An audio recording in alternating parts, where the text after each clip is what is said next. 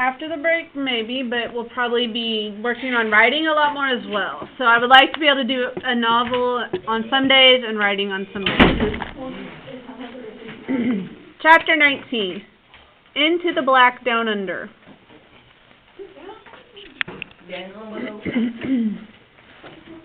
We have to leave the old lady's place because you never know. The cops might come knocking on each door. They're like bugs, my father says. They're not too smart, but there's lots of them and they keep at it. On the other side of the alley is this boarded-up building. It used to be part of the Testaments until a fire burned it out, and my father decides we'll hide there until Iggy gets a car for us. He reaches out and pulls off a big piece of the plywood with one hand. The screechy noise in the nails makes sounds like a cat fight, and the next thing there's a real cat, a black one, that leaps out from behind the plywood. My father jumps so hard he yanks me to the ground, and I bump my head. Lucas, who can answer Lucas's question about why they're hiding? Brayden. Because his dad got out of, his dad's on the road, and, and he kidnapped himself. You mean not kidnapped him? So they're hiding. Okay, so those of you that weren't here yesterday, Quintrell, those of you that were not here yesterday, Kenny Kane, you know, Max's dad, remember, kidnapped him, and they were hiding in this old lady's apartment in the Testaments, and Iggy and Loretta brought them food, and were trying to help them out. He told Iggy to get him a gun and some transportation, and then the cops came to the Testaments with Kevin. Kevin was in the car. And so they were talking about that you can't trust a crippled kid, is what they called it, because Kevin was in the car, and he obviously told the cops where to look. And so now Max and his dad are going to a new place to hide because they know the cops will be looking all around the Testaments buildings. Okay? And I was going to point this out too. Why do you think they threw this black cat in there? Because it's evil. It's a superstition. Which group had superstitions? Noah and Hunter, right? So that's one of those superstitions that they threw in here. That's probably like... Huh? You say group yesterday? No. A while back, remember? They did superstitions. Dumb animal, he says. Get up now. That's just a scratch. A little blood never hurt a man. It doesn't hurt. And anyhow, I sort of like the taste of salt in my mouth. It makes me feel awake. Get in there, he says, and then he's pulling me through this old burned-out window, and we're inside the building. Everything is black and wet and dripping, except for where snow has come down through the holes in the roof. Most of the inside walls are gone, and you can see where the center beam was chewed by the fire.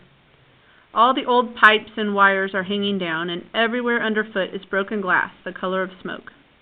I used to wonder exactly what hell looked like, he says. Now I know. So is this a nice-looking place? I would say not so much. If you're going to compare it to hell, it's probably a really terrible, bad place.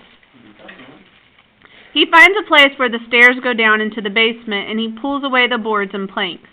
You should feel right at home, he says, cooped up like you were in that cellar hole. It's so dark he has to use a cigarette lighter, and the flame is so puny you still can't see to the bottom of the stairs. You go first, he says. We can't have both of us on the same step. It might break.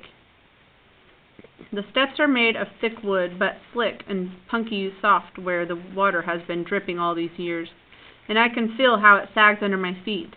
There's a rail that's hard to grab with my hands tied, and the way he's holding up the lighter, you might as well keep your eyes closed because it's that dark. You can't see a thing. I slip and start to fall, and then he's pulling me back up on the rope, and I'm hanging there in the middle of the air with my feet skittering, and he's going, easy does it, boy. We'll take this one step at a time. Finally, we get to the bottom. There's a little slant of light coming through this narrow cellar window, enough so we can feel our way around all the burned junk that has fallen through the floor. The accommodations could be better, he says. I'll grant you that. As soon as Iggy fixes things, we'll be on our way. Oh, who can remind us of his big plan? What are they going to do whenever they get their transportation? What's Kenny Kane's plan for them? They're gonna move, and they're gonna be on the run, and Max is going to be panhandler and stuff. So Max is going to hold a basket and collect the money, and Kenny is going to be preaching. He thinks that that people will love to hear the word of God from him because he's going to basically pretend to be a reformed prisoner, right? And that's his big plan. That's what he wants to do. So did he actually kill someone? I don't know. What do you guys think? Probably. Probably. Who did he kill? Max's mother. Max's mother, and he seems pretty crazy. He's telling Max that he didn't and that it was all a lie. But we don't, I mean, we think, yeah, he probably did. He ties my feet back up and loops the rope tight around this old busted up boiler that's tipped over, so I can't move or see what's behind me. Understand, you can't be trusted quite yet, he says. Once we get on the road, things will be different. You'll get smarter every mile we put between us and this place. He rips a piece off my shirt and ties it on my mouth so I can't be shouting. He says, so I can't be shouting, he says, and wake up the neighborhood. He rubs his hand through my hair again, real gentle. I'm pretty sure there's this sweet smile on his face, although it's so dim you can't be sure. You just sit tight here a minute, he says. I have to go see a man about a car. Then he's gliding away, and I hold myself still in case this is a trick and he's really sneaking up behind me to see if I can get my hands loose, which I can't, because they're numb and bloated from the rope cutting into my wrist, and finally I stop trying and just sit there, letting my eyes open in the dark.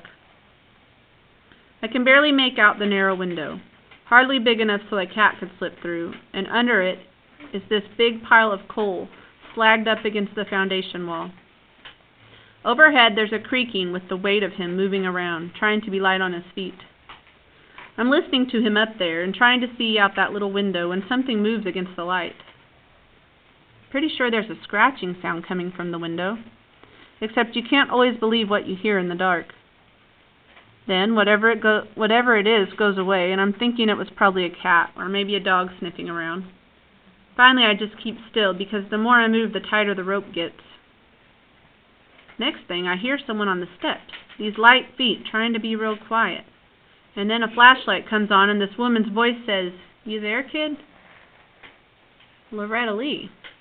I can't say anything because of the gag.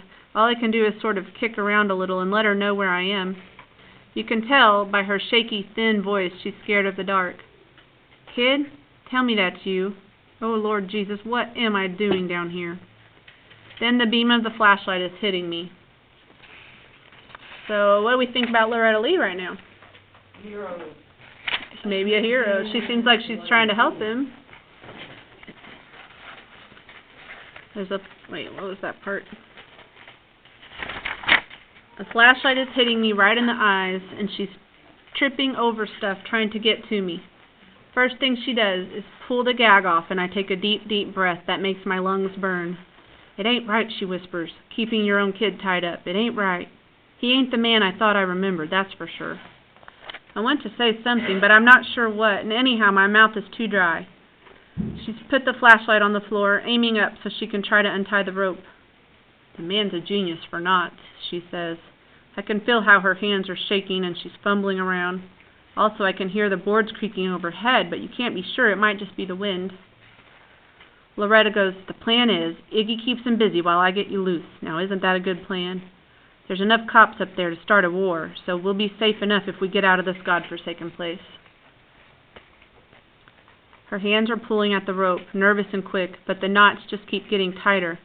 Finally, she gets this idea to cut the rope on the ragged edge of the boiler. "I saw this in the movies once," she whispers. I forget which movie. She's working the rope against the sharp edge of that old boiler, and sure enough, it cuts through. Just the one won't do it, though, and she has to do it twice before my wrists get loose. And I can't really help much because my hands are all numb and swollen. "Next thing is this piece around your ankle," she says. "I sure can't carry you up out of here. You think you can walk? You think you can walk? I get this loose?" Oh, she's saying like a question. "Yes, ma'am," I say. That makes her giggle. "My, ain't we polite all of a sudden," she says. "There, that should about do it." My feet come loose and I try to stand up, and I have to lean some of my weight on her. She goes, "Just a second, sugar, let me get this flashlight." She bends over for the flashlight, and then she's making this sound like something is caught in her throat. 2 big hands are squeezing her neck. I see how my father's coming huge out of the dark, and how he's got his hands around her throat, shoving her back. "You ignorant creature," he says. "I'll teach you to put your dirty hands on my son." Loretta can't say anything. She's sinking down to her knees and trying to pull his hands away from her neck, but it's useless. She can't stop him. He's squeezing her dead with his bare hands. No one can stop him. No one. No one. Whew. Chapter 20. Freak the Mighty strikes again. We're not going to keep going yet. No, keep going. Whew. That